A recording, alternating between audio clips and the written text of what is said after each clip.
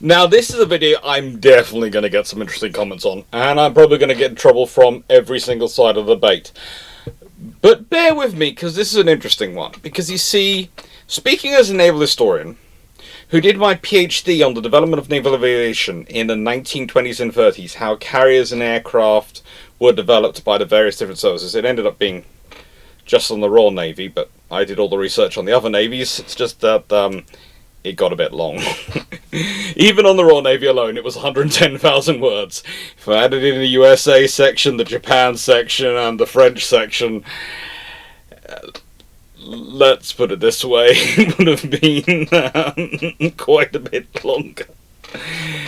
You see, there aren't many times in history I get to talk about the first fighter, the first aircraft chosen by a nascent naval aviation capability. And so it's kind of cool that I get to talk about this, about a fairly recent aircraft. Let's be honest, in the spectrum of history, it is recent. The Shenyang J-15 is first flown in 2009, we think, and is introduced into service in 2013. There are roughly 80 aircraft of the type, we think, actual airframes actually in service, but it is an interesting aircraft. And this is the first aircraft chosen for the People's Liberation Army Navy, as it translates when spoken about in English. There are various translations for the name, but we usually go People's Liberation Army Navy. And what I'm talking about today is not necessarily the actual capabilities of the aircraft, because to an extent they're a bit fudged. They're a bit fuzzed. No one's going to be completely honest about the performance of their aircraft which are in service. In fact, they're very rarely honest about their aircraft which used to be in service. So please don't take this the wrong way, but I take all figures published about modern aircraft with a humongous pinch of salt. A humongous pinch of salt. So that doesn't matter to me. What it is, this is probably a 4.5 generation aircraft, kind of like the Super Hornet, so that's roughly what we usually use as a comparison model. But it's also the first generation built by the Chinese. So to an extent, holding up to the Super Hornet is being a bit cruel, because you're talking roughly the 4.5 generation of jets alone, let alone carrier aircraft, built for the US Navy against something which is a first generation build. Yes, it's going in at equivalent technological levels, but it's also going to be the first generation they've actually built for service. So it's a tremendous learning experience. It really is. And you've got to think about it in that perspective. Now, realistically, the Flying Shark has a pretty interesting story. Because it starts off with the Chinese acquiring an aircraft carrier and then needing aircraft for it. And the trouble is they acquire a specific type of aircraft carrier called a stow bar. Now, short takeoff, barrier-assisted recovery is a form of a carrier which only the Soviet Union really liked. And they liked it because it was good for one thing. It allowed you to get heavy fighters into the air with a relatively decent air loadout very quickly and recover them. So for an air defense operation, it's great. For anything else, it's an absolutely terrible option. Stow bar really is. Because to an extent you are limited in weight by the takeoff capacity of the aircraft. I.e., what can they get? Can they get up to sufficient speed and sufficient thrust with sufficient, therefore, lift within the distance available of the takeoff of the carrier, hence ski jump and everything else you have to add in, but also occasionally you also have to reduce the weight. Whereas catabar, you have the catapults for takeoff, you can take the full heavy aircraft and you can launch them off with the assistance of the catapults. But it also has to be structurally strong enough to withstand landing under the pressures of barrier-assisted recovery. You see, the traditional Stovall carrier manages to get away with, we make the aircraft lighter to assist with the takeoff by having them land in a way which is less strenuous on the aircraft, because if you think takeoff is strenuous on the aircraft, on an aircraft carrier, landing is even worse, because they're coming in as slow as they can but still going significantly faster than the ship, and then they're being yanked by many G's on the back as they catch the wire.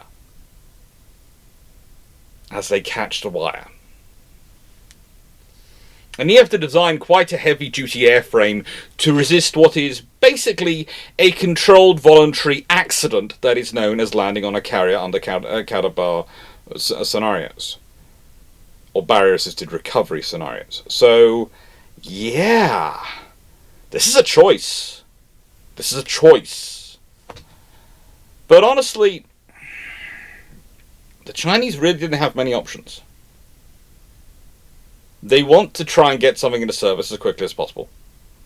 They need it to provide mostly organic air defense over their fleet formations in the near regions. That is East China Sea and South China Sea. That's what we're talking about when we're talking about the early procurement. I'd say as we're looking into future carriers and even the current fourth carrier procurement, they are starting to look further afield, and I expect to see some changes in their aircraft because of that. I really do expect to see some changes coming about. And that's realistically what we're seeing with the Shenyang J-35 coming in. But, all that being the case, what the J-15 delivered is still incredibly interesting. It delivered for them that organic air defense capability. Is it top of the range? No. But if we have any lesson from World War II we can reliably go to, it's that actually having the air defense capability, i.e. full Mars, will do the job. They'll do the frickin' job if you're able to direct them and use them, because they have the advantage of they are defending a known position. They're defending their carrier group. They're defending their operating force. They have all the air defense systems to support them. They have everything there to assist them. Their job is to be, in many ways, the outer rim, the outer shield, the breaker-upper of the enemy air attacks, the breaker-upper strikes. And that means what you're looking for is not necessarily what you need in something to go on offensive air defense duties. And I think that's something that's sometimes forgotten in the modern air defense discussions. Kind of like some of the modern escort discussions. We talk about things, and realistically what we're looking for in recreating is always the first rate. And you have to ask yourself, okay, do I actually need a first rate for this mission? Would a third rate do? To use that Age of Sail phrase. Do I need to send a fifth rate, or can I send a brig? To put it into the lower frigate context.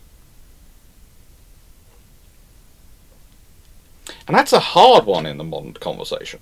That is a really hard one, because so much, especially in the Western dialogue of weapon systems, is about building the very best weapon system technologically you can build.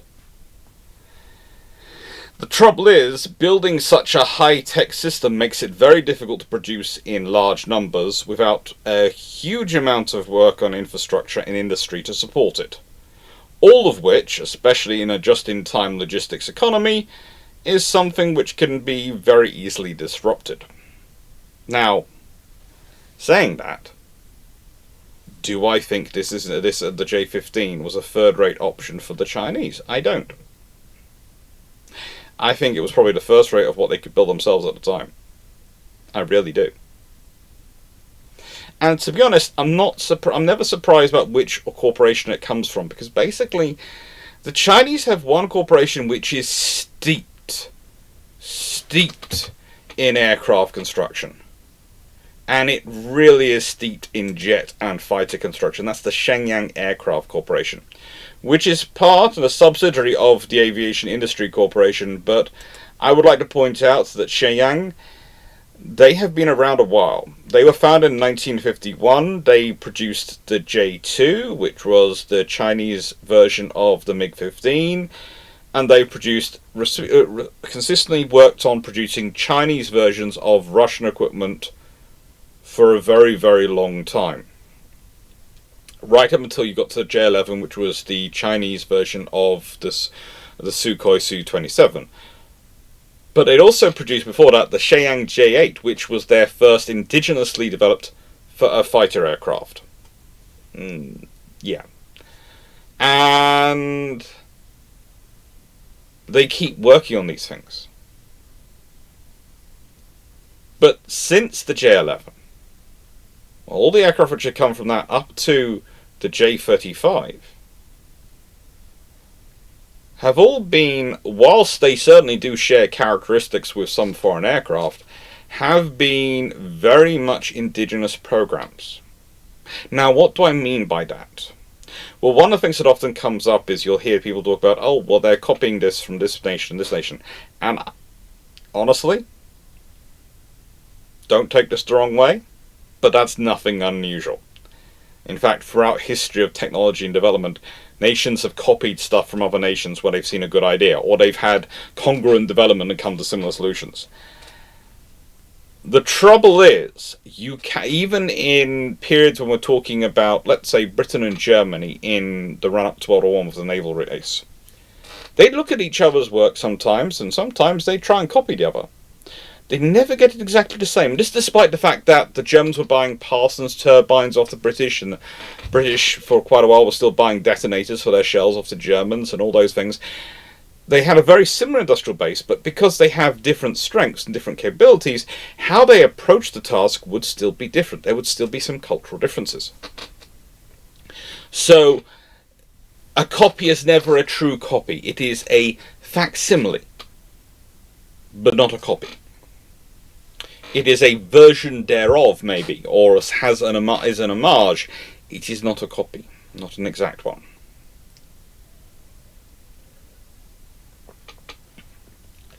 Now, Shenyang has a long history of working on these aircraft and developing them. And I would point out that a lot of the people involved in the program were some of the finest aero engineers in China at the time. So, we're not surprised. We should really not be surprised that the J-15 worked. I'd also point out that there are multiple variants of the J-15, and we'll be talking about this as we go through. There was an interesting discussion had recently in terms of the variants, in that, to my mind, the J-15S was used for a lot of the testing and carrier testing, and that was first flown in 2012. The J-15 itself standard is supposed to be a single-seat aircraft. They're producing a T, which has Catabar launch capability for the new carrier, so that would suggest the J-35 is not yet fully ready to rumble, and so they've decided to keep some J-15s on just in case. Sensible. They've got the J-15DH, which is an electronic warfare variant, and the J-15DT, which was the improved electronic warfare variant. And to my mind, the fact is, it's always made sense to me, the Chinese preference of two-seat aircraft for some of their roles. And coming from Shenyang, it's kind of what I expected from electronic warfare. Because again, a lot of the systems you need to try and make electronic warfare a single-seat process, which I really don't agree with, because it is such an in-depth thing. I do think you need that second person watching the electronic warfare. I know the pilots are very good, I know they're really very good, but they have to concentrate on doing, I don't know, this thing called, what was it? Oh yeah, flying the aircraft! And dealing with all the other aircraft duties and things they're doing. Having someone else aboard is not a failing. It might cost governments more, but it's not a failing. It means you've got someone who's able to dedicate all their mind to what they're doing, which is the electronic warfare. Even if it's monitoring a load of computers doing the work, that's still a human monitoring it and able to adapt, hopefully, to the situation. If they're well trained and well motivated, they should be able to. And this is it. This is what all the work, what Shenyang, what the J-15 program was all about. All this was about turning this, the Liaoning, the first carrier the Chinese actually operated as a carrier, where I'm just studying, into a viable ship. Something that they could use as the cradle for their nascent fleet aviation arm, and something which they could use as the development tool for what they were going to get out of their aircraft carriers. Because you have to think, that's quite a scary thing when you're building an aircraft carrier. Well, how are you going to use it? Yeah, we know how everyone else uses it. We all know how other people use their carriers.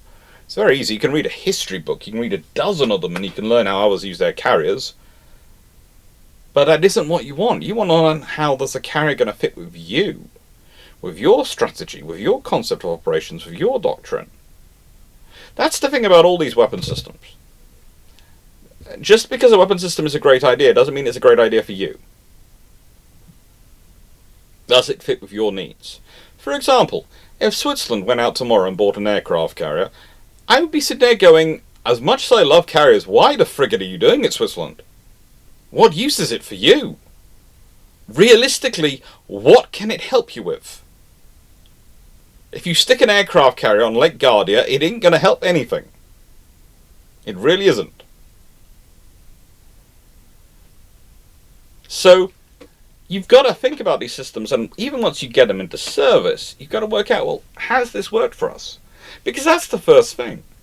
And the odds are, looking at the way Liang has operated, etc., and this is where I'm probably going to attract some Chinese trolls, but it's true. As good as she was as a cradle to start them off, she isn't what they need. She hasn't been what they needed. And honestly, Shandong hasn't been either. I would say Fujian, the Type 003, is closer to what they need. They have got two carriers now, the Liang and the Shandong, which are both stepping stones. And they were necessary as stepping stones, but I don't think either has provided the capability which the Chinese actually wanted. Because what they thought they wanted was an air defense ship. And what they actually wanted was a status and projection ship. Something which would give them power. Something which would be the centerpiece of the Navy when it does its full demonstrations.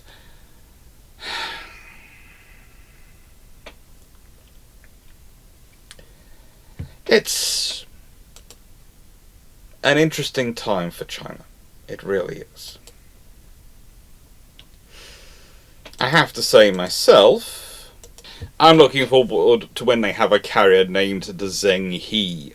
I'm fairly sure that's going to come about at some point. I know he's not as unpopular as some other figures from history which they could call upon in China, and frankly, I think he would be a good one for a carrier to be named after. I'd certainly find it quite cute. But the fact is, it was never going to be the first carriers.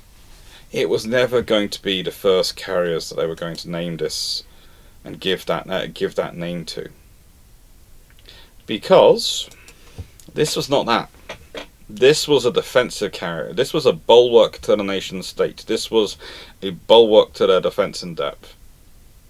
But still, to make it viable, you needed fighters. You needed something you could build up and rely on. You could develop your air arm for. You could train your pilots for. You could give them experience. You could operate and watch out and go, hang on, how's this affecting? How's this working? How does this fit in our wider system? How does it fit in our wider system? Because that's a question. That is an honest question. And realistically, even in its final form,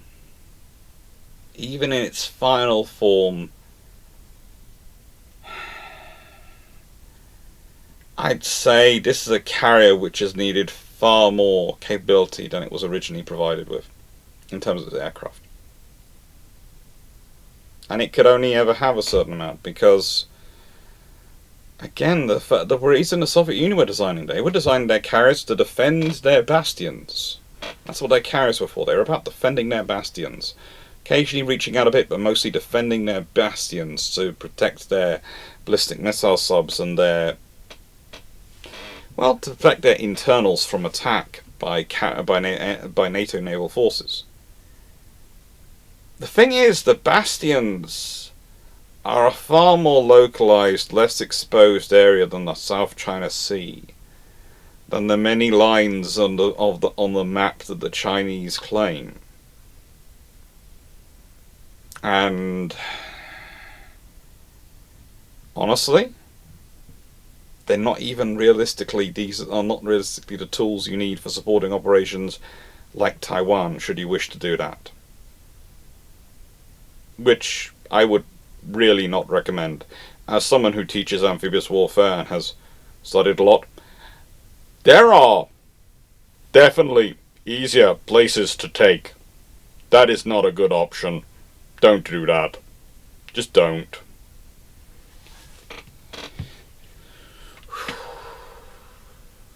Find another way.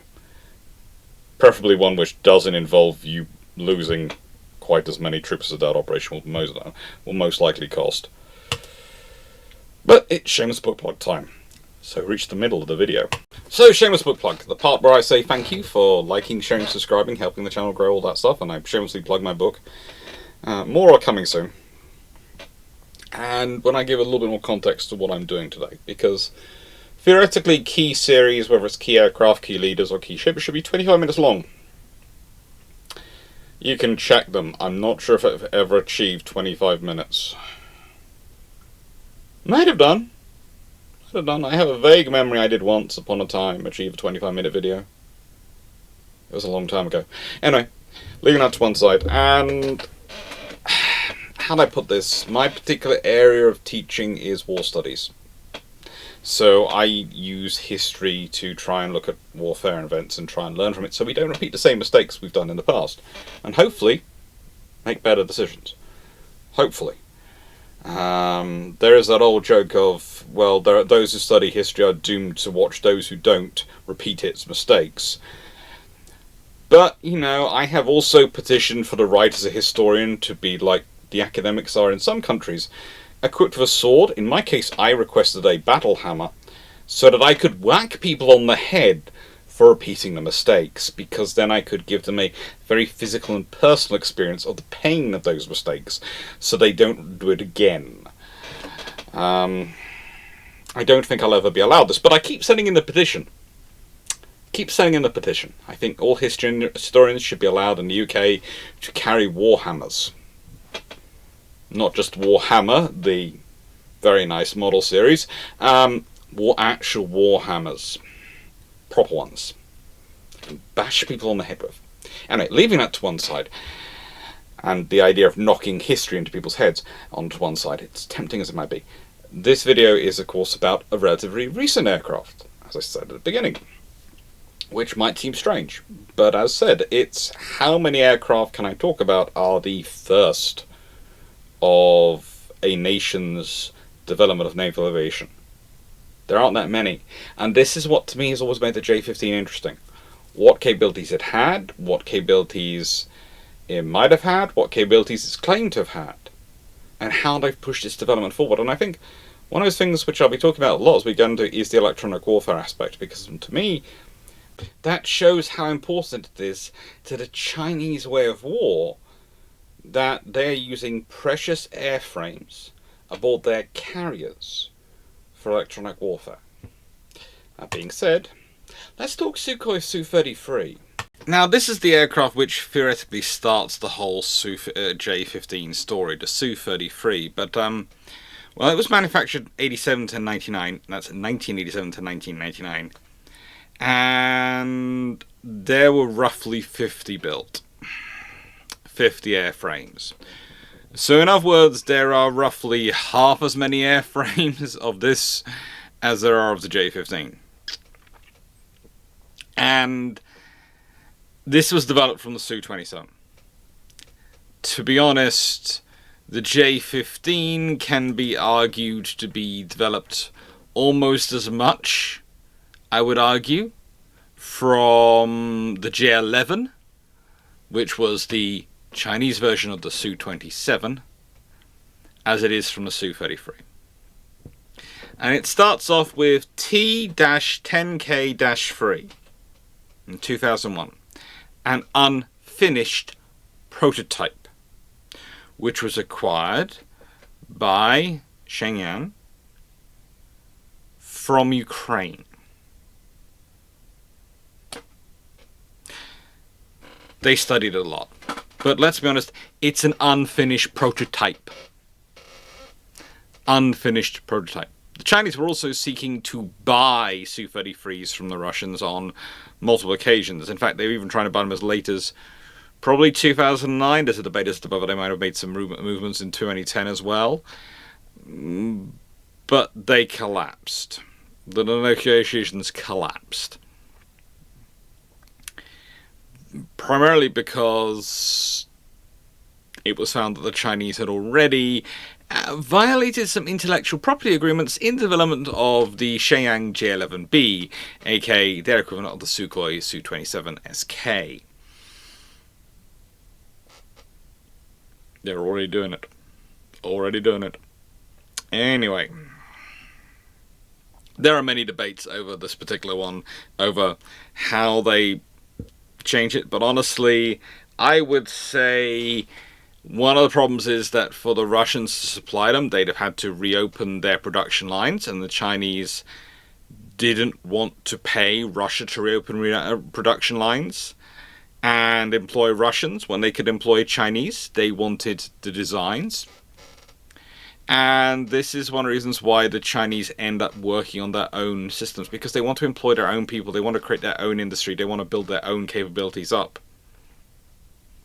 Now, some of the problems they've had, though, with it are quite interesting, because there's been a lot of navalization needed to put in design. But honestly, what I would say, the big thing they've had with it is having to find the various technologies to go around it. You see, naval aviation is not just about having an aircraft flying off a carrier.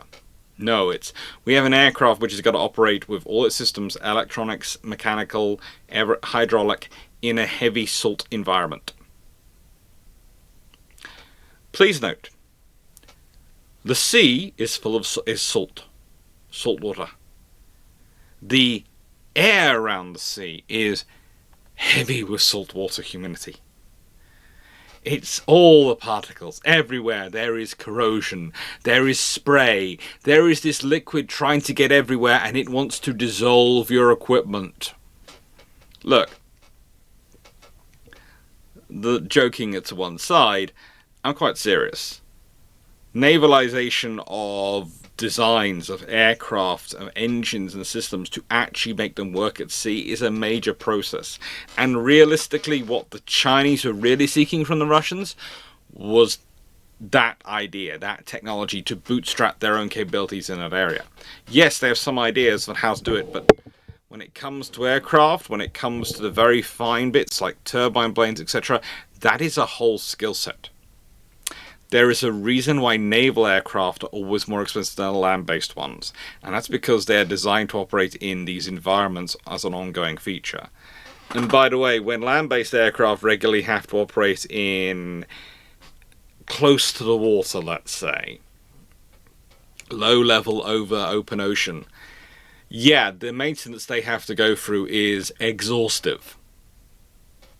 Basically, their maintenance gets doubled, tripled even, because of the amount of cleaning the salt out of them.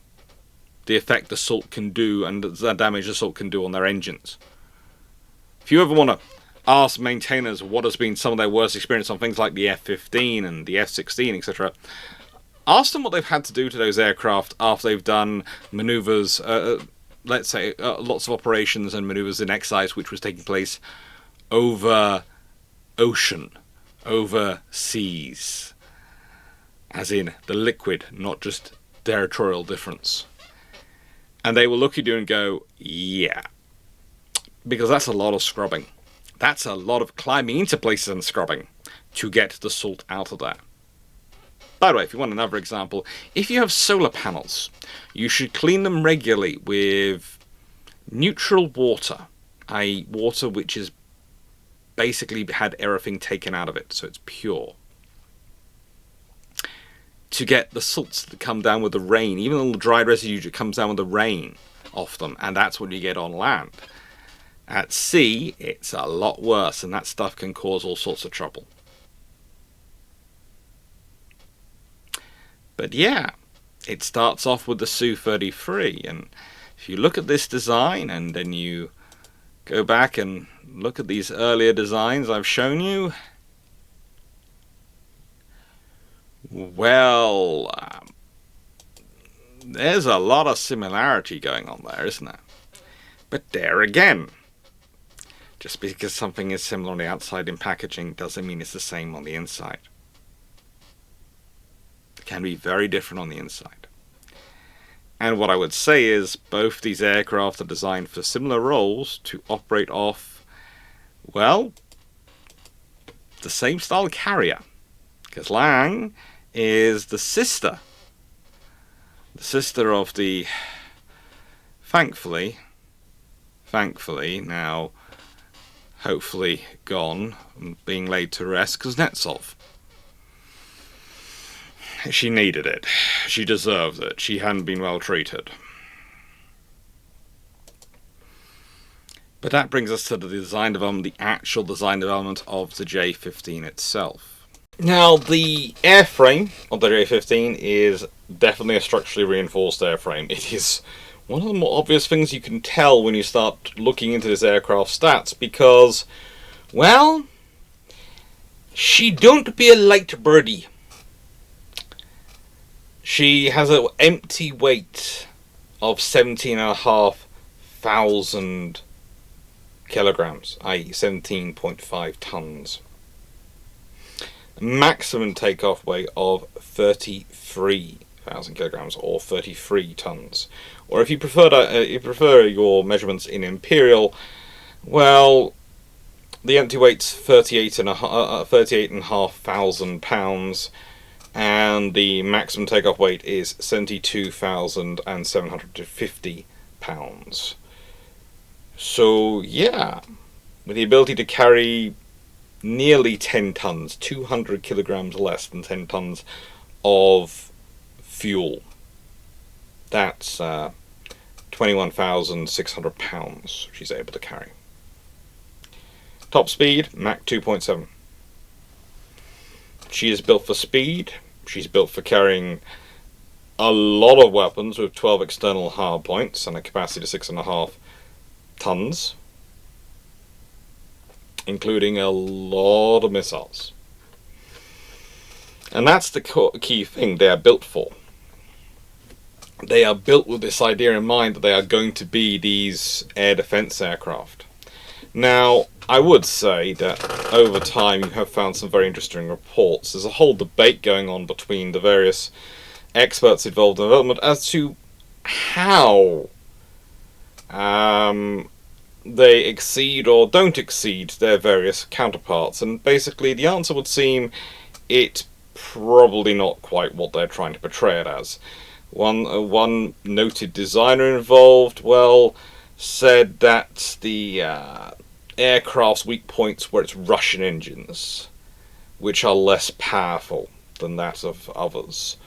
Some have put forward arguments that it was just as capable as the F-18 in terms of bomb load and combat radius and mobility, but sadly enough required more effort when it came to electronics and combat systems.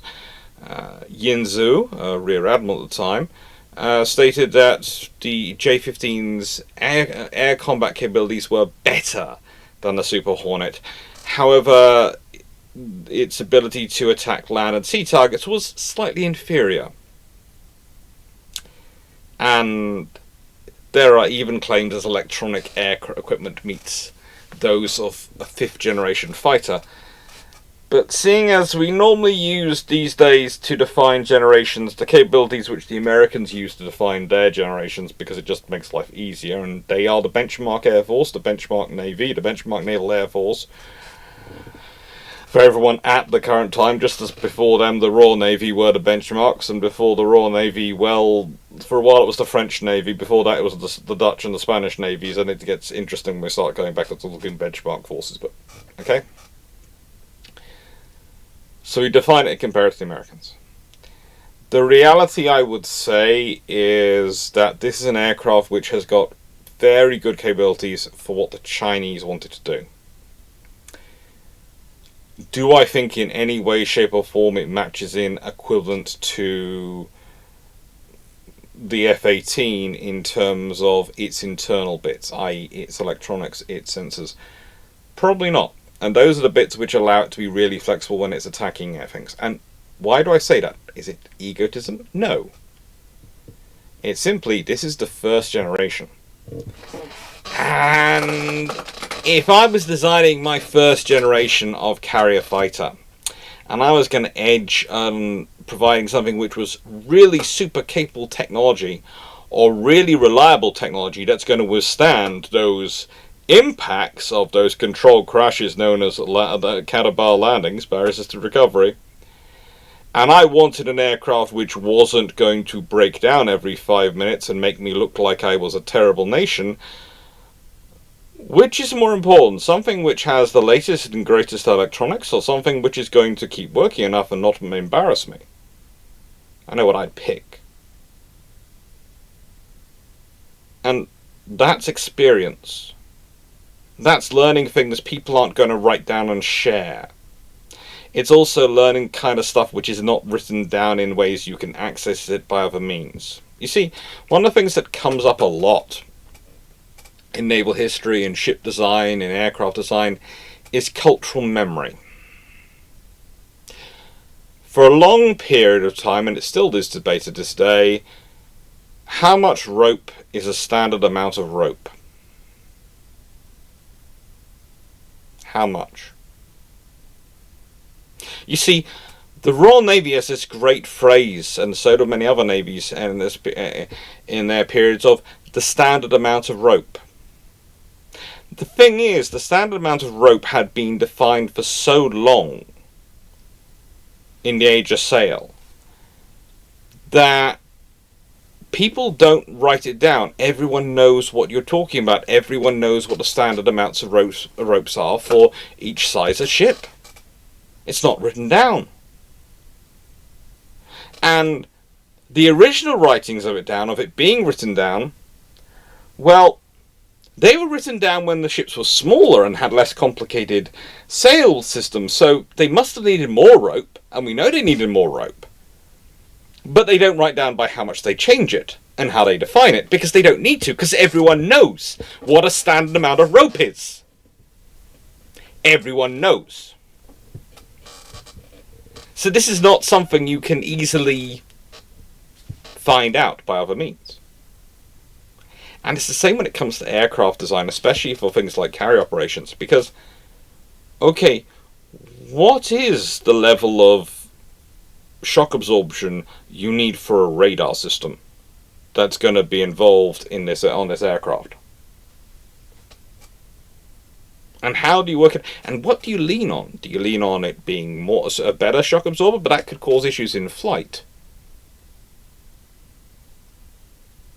Because whilst it might sound great, I wanted to minimise the shock and minimise the movement of everything, that can cause issues with the actual flex of the radar in flight, and it might cause issues with its actual sensitivity.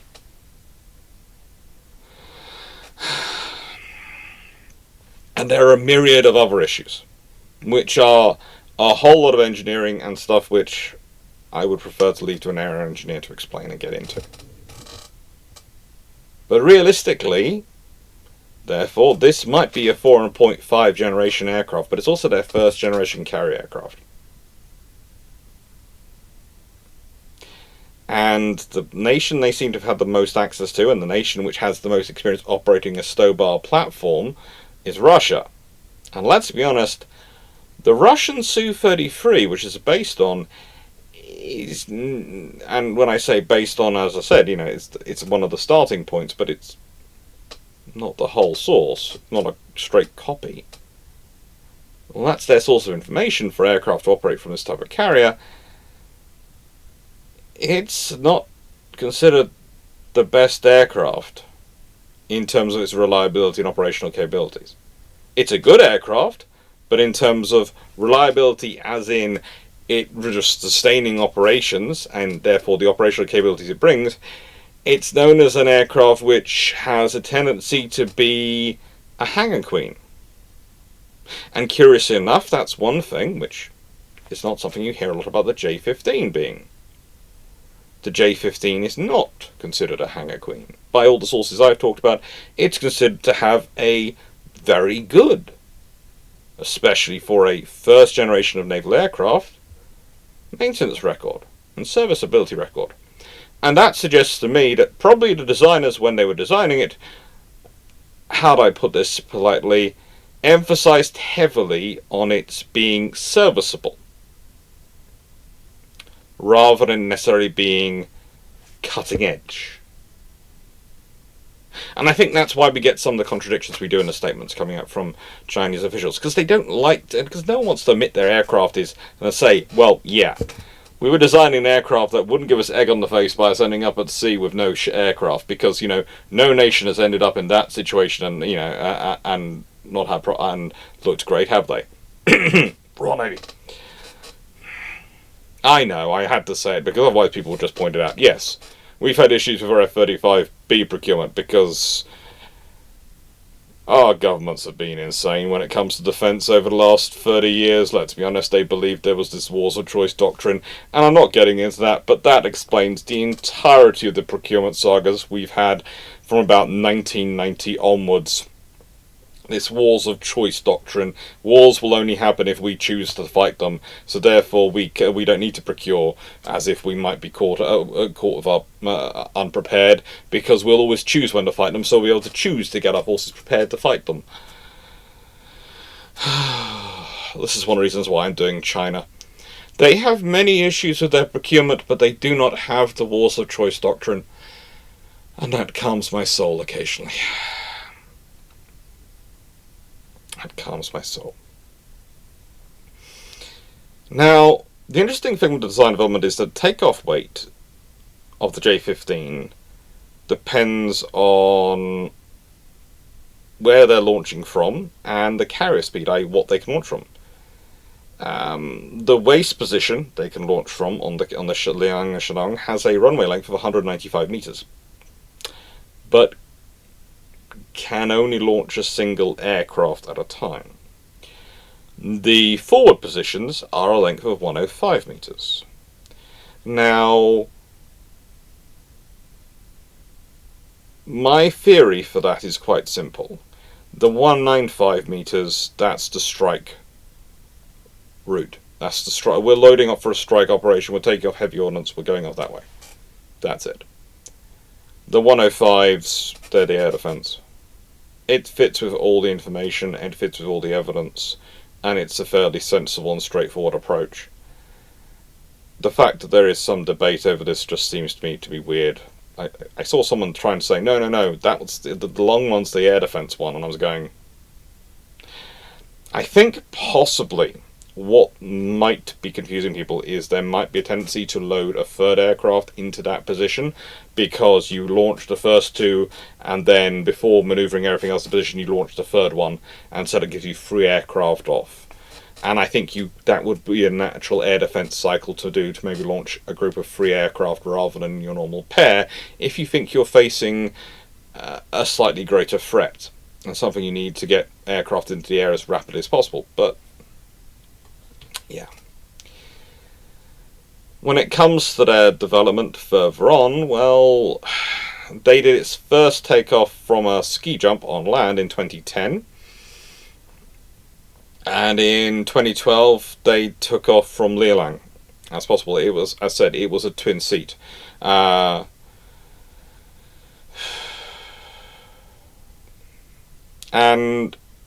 after they'd concluded the test flight phase, which was 2013-ish, officially, they took the first 24 J-15 aircraft into the carrier's fighter groups.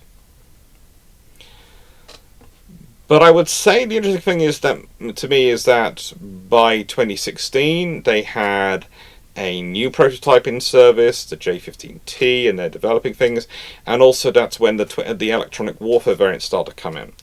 The J-15D took its first flight in 2018,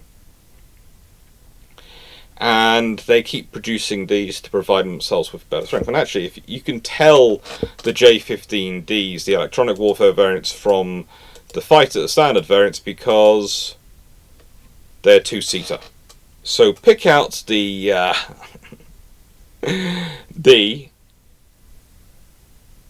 in this picture. Pick out the electronic warfare variant in this picture. This one. You're right. This one's single, this one's single seat, this one's twin. And that's the other option, realistically, as well, for their third launch position, is to put a D into there to launch with it. So you launch a cap of an electronic warfare aircraft and two pure fighter aircraft, which would make sense. But the air groups can be interesting on the Chinese carriers. They are, how do I put this politely? They carry enough aircraft to have flexibility. They carry 36 on both, well, on Shenyang, 24 on Liaoning, and these aircraft are enough for the air groups to operate. Basically, once you're carrying more than 18, you've got enough to maintain a decent cap. Because 18 is what you need to maintain a cap, and that's what they're for. So, realistically, Shenyang is moving towards being able to maintain an extra strong cap, a double cap, a combat air patrol, that is, or to maintain a strike capacity as well as a combat air patrol. And then we've got Fujian, which is also going to be operating J-15s as well as the J-35s. And that's going to be operating even more aircraft, apparently. That's good. But all this is factored into the J-15's development, because now, of course, we've got a Catabar carrier coming in. The Fujian is a Catabar carrier, and that's what they've now being redesigned for. Which is, again, going to be interesting, and it's going to probably change how they work on their aircraft. But realistically, a Stobar carrier, which is already designed for taking the pressures of the barrier-assisted recovery, is probably a fairly good bet for being able to turn it into a catapult carrier. Catapult assisted takeoff. It's already got a fairly strong airframe to begin with. It needs to. It needs to. With that being said, let's consider service and a summary.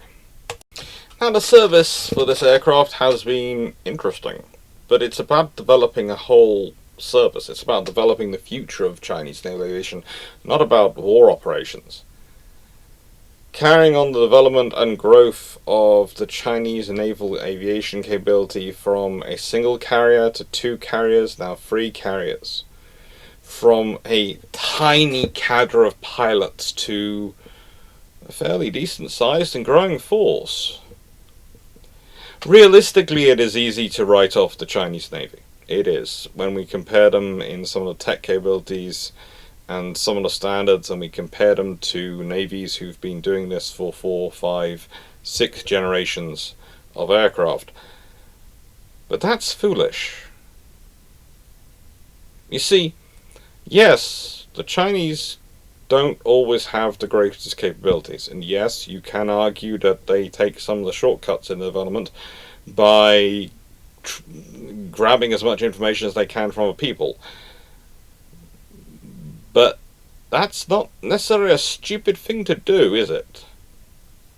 Because you need to develop quickly if you're going to have equitable capabilities, not equivalent capabilities, equitable capabilities. Capabilities which allow you to match in a way you can devise. Will it necessarily work? No, because, well, that's the point.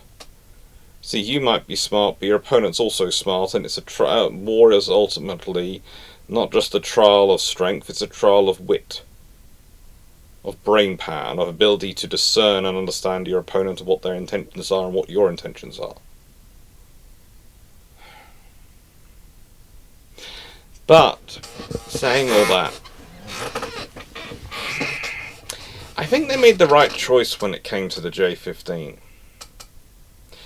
My suspicion has always been, and I think will always be, that they went for an aircraft which was going to be reliable.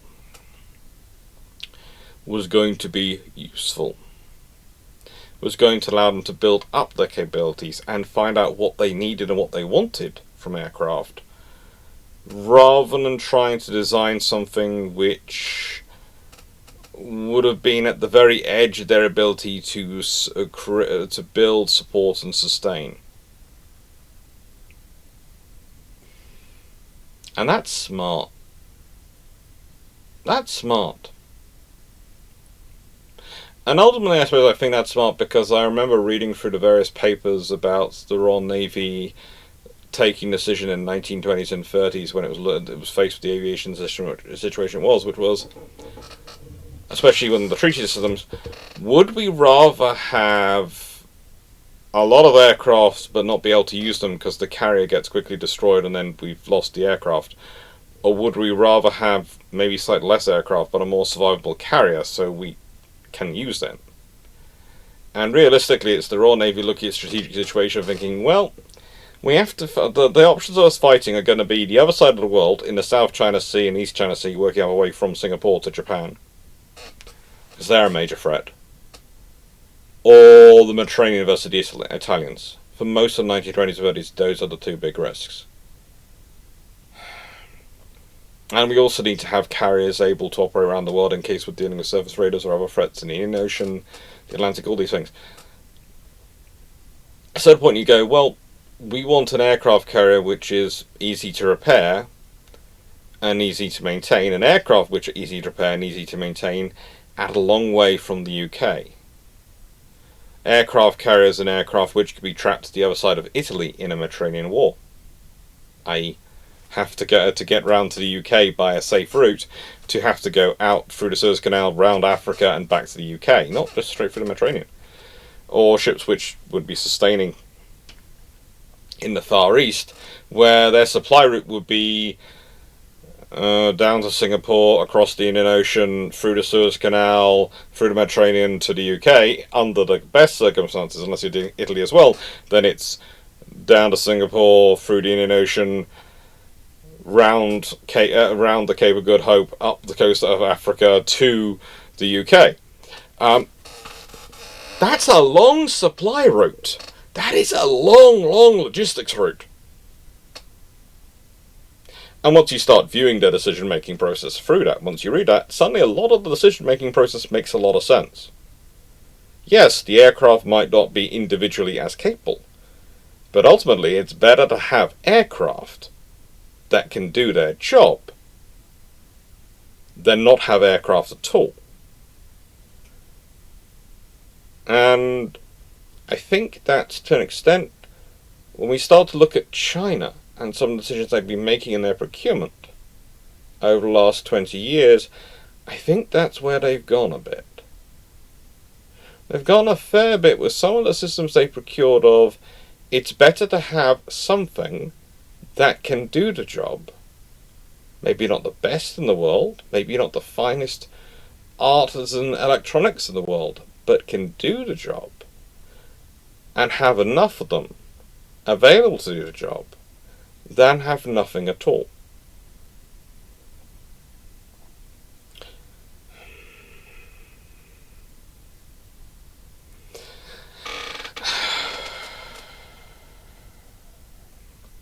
I'd also say that the development of a replacement for the J-15 has been coming along. There have been crashes. There have been some unpardonable mechanical failures, to quote Lieutenant General Zhang Hong of the People's Liberation Army Air Force. But, and I will say this politely, I think what we've seen have been improved versions of the J-15 come through. And I'd also say, if I was building a brand new service which was going to be operating aircraft from carriers for the first time in my nation's history, development, and I was dealing with an aircraft type which was my primary fixed-wing aircraft, and I'd had 2 crashes,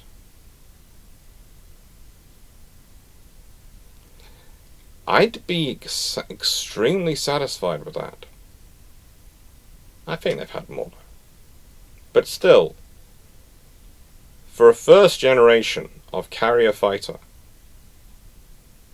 the J-15 is a good choice. With that being said, I'd like you to think about what I've talked about the Chinese Navy today, and the choices they made, and I'd like you to think about the wider Chinese Navy. And I want to hear your opinions about them. What areas have they chosen to go with systems which they can build in numbers? Might not be necessarily the best, but they can build in numbers, and so that gives them a guaranteed availability of a certain level of capability, and a sustainable availability. And what areas have they chased the dragon, going for the finest capability they can get, they can possibly build and maintain? Be really interested to hear what your opinions are. Thank you very much for watching, and well, what's coming next?